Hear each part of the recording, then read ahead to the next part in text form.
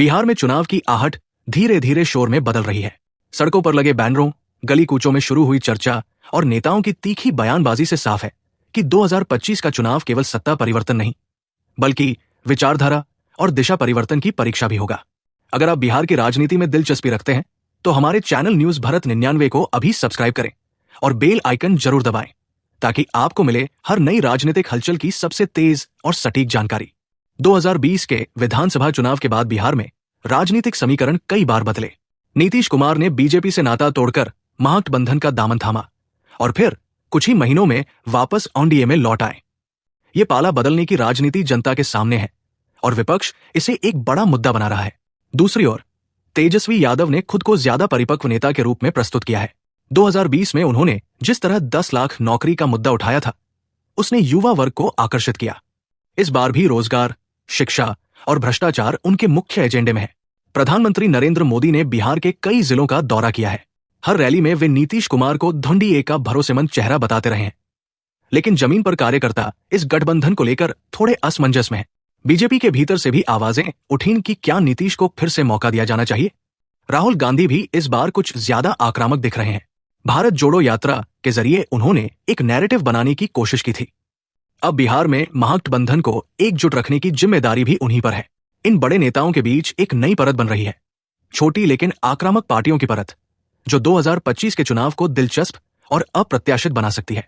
क्या इन नई पार्टियों का उभार सत्ता की दिशा तय करेगा?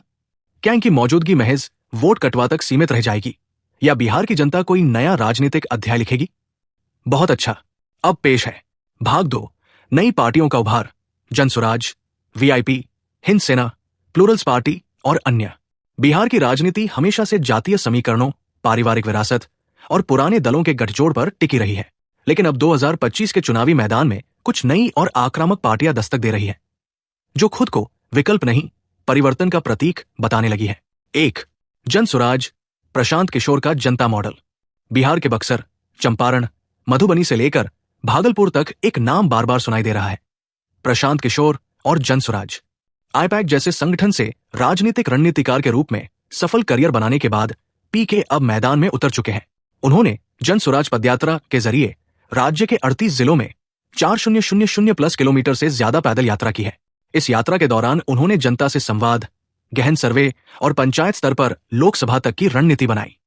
प्रशांत किशोर ने स्पष्ट किया है कि वे किसी गठबंधन का हिस्सा नहीं बनेंगे और सभी 243 सीटों पर उम्मीदवार उतारेंगे। उनकी पार्टी का मॉडल है नीचे से ऊपर तक प्रतिनिधित्व, यानी उम्मीदवार जनता चुनेगी, पीके नहीं। यह प्रयोग अगर सही चला तो बिहार की राजनीति में एक नई परिभाषा बनेगी। 2. विकासशील इंसान पार्टी, वीआईपी, मुकेश सहनी का ओबीसी कार्ड।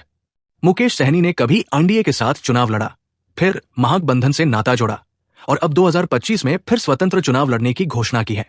उनकी पार्टी निषाद, मल्लाह, बिंद, केवट, सहनी जैसे एक्सट्रीमली बैकवर्ड क्लास ईबीसी को केंद्र में रखकर राजनीति कर रही है।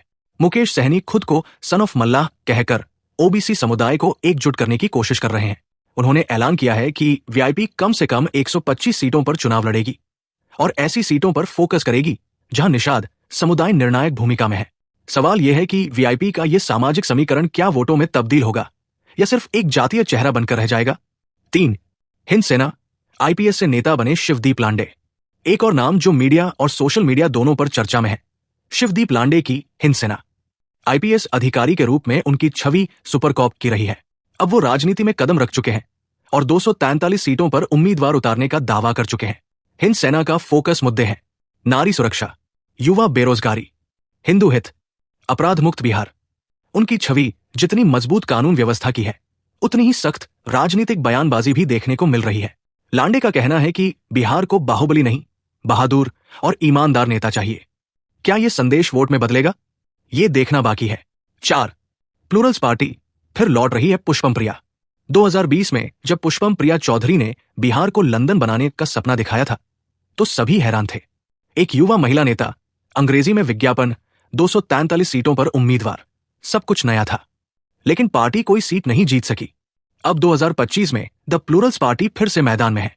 उन्होंने फिर सभी 243 सीटों पर लड़ने की घोषणा की है और इस बार ग्राम स्तर से लेकर जिला स्तर तक संगठन को मजबूत किया जा रहा है। प्लूरल्स पार्टी का मुख्य एजेंडा है महिला नेतृत्व, शिक्षा सुधार, प्रशासनिक पारदर्शिता, global Bihari agenda.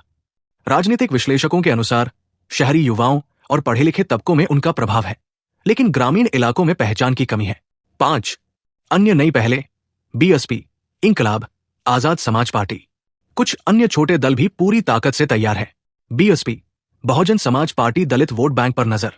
Azad Samaj party, Chandrashekhar Azad की युवाओं और दलितों का आकर्षण। इंकलाब पार्टी, जनाधिकार पार्टी, पप्पू यादव सीमांचल और कोसी बेल्ट में पहचान। हालांकि इनकी संगठनात्मक क्षमता अभी सीमित है, लेकिन वोट कटने की ताकत इनमें जरूर है। अब सवाल यह है कि क्या इतनी सारी पार्टियां मिलकर बिहार की राजनीति को बहुकोणीय बना रही हैं? क्या ये बीजेपी जेडीयू जैसी पार्टियों के वोट बैंक को तोड़ पाएंगी? क्या ये दल गठबंधन करेंगे या अकेले ही चुनाव लड़ेंगे? बिहार की राजनीति का सबसे मजबूत और पुराना आधार रहा है जातीय समीकरण। यही वजह है कि दशकों से यादव, कुर्मी, कोयरी, सवर्ण, दलित, मुसलमान जैसे सामाजिक समूहों की नब्ज पर सियासी बिसात बिछाई जाती रही है। लेकिन अब सवाल है, क्या यह समीकरण टूट रहा है या नया रंग ले रहा है? 1 पारंपरिक जातीय समीकरण, कौन किसके साथ? अगर हम 1990 के दशक से देखें तो बिहार में राजनीति मुख्य रूप से कुछ जातीय गठबंधनों के इर्द गिर्द घूमती रही है। आरजेडी, यादव प्लस मुसलमान। JDU, Kurmi plus Koeri plus extremely backward class. BJP, सवर्ण प्लस शहरी मध्य वर्ग। एलजेपी, पासवान प्लस दलित वर्ग। कांग्रेस, कुछ मुस्लिम और सवर्ण वर्ग। हर चुनाव से पहले नेता ये तय करते रहे हैं कि किस जाति का समीकरण किस पार्टी को ज्यादा सीटें दिला सकता है। ये जातीय जोड़तोड़ लंबे समय तक काम भी करता रहा। लेकिन अब बदलाव की बयार। अब 2025 में राजनीतिक माहौल कुछ अलग दिख रहा है। वीआईपी, जनसुराज, हिंद सेना जैसी पार्टियां केवल जाति के नाम पर वोट नहीं मांग रही है। प्रशांत किशोर ने जनता उम्मीदवार तय करे का मॉडल बनाया है, जिसमें जाति नहीं, काबिलियत प्रमुख होगी। चिराग पासवान ने इस बार आरक्षित सीट के बजाय सामान्य सीट से चुनाव लड़ने का ऐलान किया है, जो यह दर्शाता है कि अब नेता भी जाति के दायरे से बाहर आना चाह रहे हैं। 3 क्या जाति अभी वोट तय करेगी? राजनीतिक विश्लेषकों की राय बंटी हुई है। एक पक्ष मानता है कि जातीय समीकरण अब भी बिहार में निर्णायक है, खासकर ग्रामीण इलाकों में जहां जाति ही सामाजिक पहचान है। दूसरा पक्ष कहता है कि नए वोटर, खासकर शहरी और पढ़े लिखे युवा, जाति से ज्यादा मुद्दों को प्राथमिकता दे रहे हैं। आंकड़े भी कुछ अलग कह रहे हैं। 2020 में आरजेडी को यादव मुस्लिम समर्थन तो मिला, लेकिन ईबीसी वर्ग छिटक गया। बीजेपी को सवर्ण वोट पूरा मिला, लेकिन महंगाई और बेरोजगारी को लेकर युवा नाराज दिखे। जेडीयू का कोयरी कुर्मी वोट बेस कमजोर पड़ा। इस बार बेरोजगारी, भ्रष्टाचार, शिक्षा और स्वास्थ्य जैसे मुद्दे ग्रामीण बिहार में भी जोर पकड़ रहे हैं। जनसुराज, हिंद सेना और प्लूरल्स जैसी पार्टियां जातिमुक्त राजनीति की बात कर रही है, लेकिन इनकी सबसे बड़ी चुनौती यही है, क्या जातीय दायरों में बंटी जनता इनकी बात सुनने को तैयार है? प्रशांत किशोर की सभाओं में युवा वर्ग उमड़ रहा है, लेकिन वोटिंग बूथ तक ये समर्थन पहुंचेगा क्या? हिंद सेना का कानून व्यवस्था और हिंदू स्वाभिमान का मुद्दा भी जाति से ऊपर की बात करता है, लेकिन जमीनी संगठन अभी भी सीमित है। 5 जनता का बदलता मिजाज। संकेत क्या कहते हैं? बिहार के गांवों, कस्बों और शहरों से जो फीडबैक आ रहा है वो ये दर्शा रहा है कि जातीय समीकरण पूरी तरह खत्म नहीं हुए हैं, लेकिन उनकी पकड़ कमजोर पड़ रही है। युवा और पहली बार वोट देने वाले जातीय गोलबंदी से ऊब चुके हैं। महिलाओं में भी सरकार की नीतियों के असर के साथ साथ नारी सुरक्षा और शिक्षा के मुद्दे पर जागरूकता बढ़ी है। यही वो खिड़की है जिससे नई पार्टियां घुसने की कोशिश कर रही है। जातीय समीकरण अब भी एक कारक है, लेकिन ये अब एकमात्र कारक नहीं रह गया। नई पार्टियों की रणनीति यही है कि जब पुराने वोट बैंक बिखरे तो वे अपने विचार और प्रयोग से उस खाली जगह को भरें। बिहार की राजनीति में गठबंधन की राजनीति एक स्थायी परंपरा बन चुकी है। यहां कोई दल अकेले बहुमत नहीं लाता, बल्कि सीट बंटवारे, जातीय समीकरण और क्षेत्रीय समीपता को आधार बनाकर गठबंधन बनाए जाते हैं। लेकिन 2025 में इस गठबंधन की राजनीति के समीकरण कुछ खास है, खासकर जब नई और छोटी पार्टियां अपनी अलग राह पर चल रही है। 1 ओनडीए की स्थिति, चेहरे वही, चुनौती नई। राष्ट्रीय जनतांत्रिक गठबंधन ओनडीए में अभी तक 3 मुख्य दल हैं: BJP JDU, Nitish Kumar, LJP, Ramvilas गुट और चिराग पासवान गुट का संशोधन। नीतीश कुमार को धनडीए ने फिर से मुख्यमंत्री चेहरा घोषित कर दिया है। हालांकि बीजेपी के कई कार्यकर्ताओं और स्थानीय नेताओं के बीच ये निर्णय पूरी तरह स्वीकार्य नहीं है। सीट बंटवारे को लेकर भी अंदरूनी खींचतान की खबरें सामने आ रही है। 2020 में जेडीयू को बीजेपी से कम सीटें मिली थी और इस बार भी वही डर बना हुआ है। चिराग पासवान का दल भले एनडीए में शामिल हो गया हो, लेकिन उनके अपने राजनीतिक दाव अब भी स्वतंत्र हैं। नई पार्टियों पर असर, एनडीए की मजबूती नई पार्टियों के लिए चुनौती है, लेकिन यदि सीट बंटवारे को लेकर बगावत या असहमति होती है तो इनकी संभावनाएं बढ़ जाती है। 2. महागठबंधन, सीटों से बड़ा संकट नेतृत्व का। महागठबंधन में है आरजेडी, तेजस्वी यादव, कांग्रेस वामदल, CPIML, CPI, CPI M, VIP, HAM जैसे छोटे दल। तेजस्वी यादव को महागठबंधन का चेहरा माना जा रहा है। उन्होंने खुद को पिछली बार उप मुख्यमंत्री रहते हुए शांत और योजनाबद्ध नेता के रूप में प्रस्तुत किया, लेकिन सबसे बड़ी असहमति सीटों को लेकर है।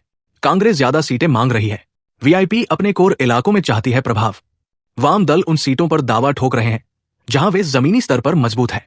नई पार्टियों पर असर, अगर सीट बंटवारे में असहमति गहराई तो जन सुराज, हिंद सेना जैसी पार्टियां वैकल्पिक चेहरा बन सकती है। 3.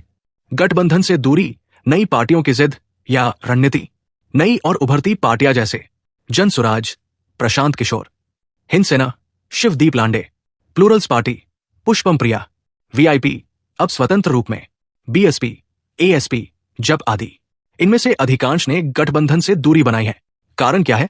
राजनीतिक दलों की अव्यवस्था और वंशवाद, सीटों की अनिश्चितता, विचारधारा में अंतर, स्वतंत्र पहचान बनाना।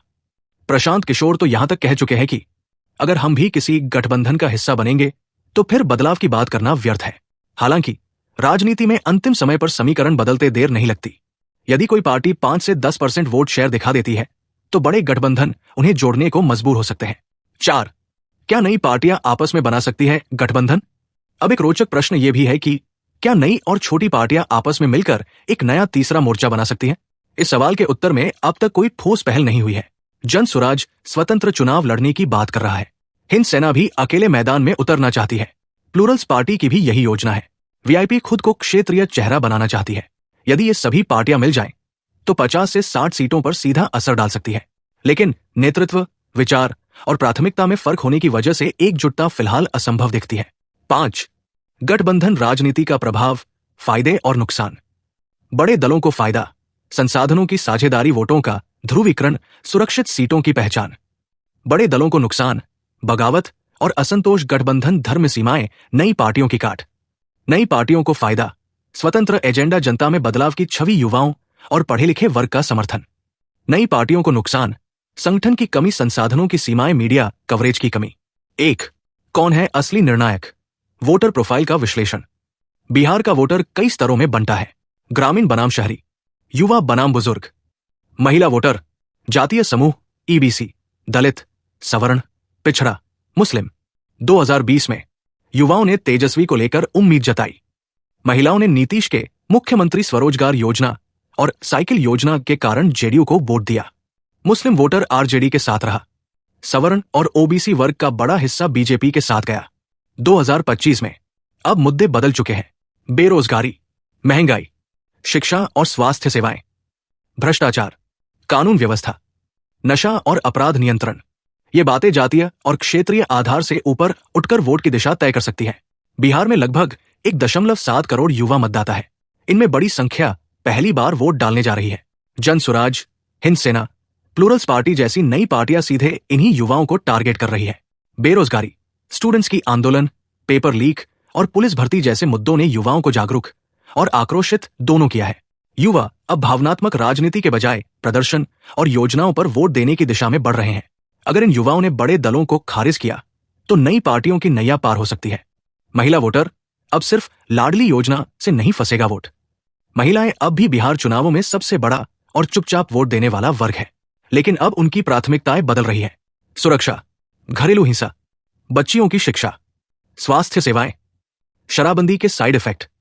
नीतीश कुमार को महिला वोटिंग का बड़ा लाभ 2015 और 2020 में मिला था, लेकिन शराबबंदी के बावजूद घरेलू शराब, अवैध धंधे और पुलिस की मनमानी जैसी शिकायतें महिलाओं के बीच असंतोष बढ़ा रही है। 4. शहरों और गांवों का अंतर, 2 बिहार, 2 सोच। शहरी Bihar, internet, social media, media debate से प्रभावित। युवा वर्ग नया प्रयोग चाहता है। महंगाई, भ्रष्टाचार पर ज्यादा फोकस। अब भी जातीय समीकरणों से प्रभावित। राशन, बिजली, सड़क और पेंशन जैसी योजनाएं वोट तय करती है, लेकिन यहां भी अब मोबाइल और जानकारी बढ़ी है, इसलिए यह जरूरी नहीं कि गांवों में केवल पुराने दल ही जीते। नई पार्टियां अगर सही उम्मीदवार उतारती है तो गांवों से भी समर्थन मिल सकता है। 5. जनता किससे क्या चाहती है? उम्मीदें और नाराजगी, जनता की मुख्य अपेक्षाएं, स्थायी रोजगार और नौकरी, शिक्षा व्यवस्था में सुधार, स्वास्थ्य सेवाओं की पहुंच, न्याय प्रणाली में पारदर्शिता, गंभीर अपराध पर नियंत्रण। जनता की प्रमुख नाराजगियां, बेरोजगारी बढ़ती जा रही है, भर्ती परीक्षाओं में भ्रष्टाचार, स्वास्थ्य केंद्रों की हालत बदतर, नेताओं के भाषण और जमीनी हकीकत में फर्क। 6. संभावित चुनावी ट्रेंड, किसकी हवा, किसका डर। राजनीतिक विश्लेषकों और शुरुआती ओपिनियन पोल के अनुसार एनडीए की सरकार में स्थिरता की छवि है, लेकिन असंतोष भी है। महागठबंधन के पास युवाओं का समर्थन है, लेकिन नेतृत्व और एकजुटता की कमी। नई पार्टियां सवाल भी पूछ रही है और विकल्प भी बन रही है, लेकिन संगठन की कमी उन्हें पीछे रख सकती। बिहार चुनाव 2025 अब सिर्फ सत्ता बदलने की लड़ाई नहीं, बल्कि राजनीति की दिशा बदलने की चुनौती बन चुका है। जनता के हाथ में यह अधिकार है कि वो पुराने चेहरों को फिर से चुने या नए चेहरों को मौका दे, या किसी को नहीं बल्कि खुद के भविष्य को वोट दे। अब तय जनता को करना है, जाति चलेगी या काम, परंपरा चलेगी या प्रयोग।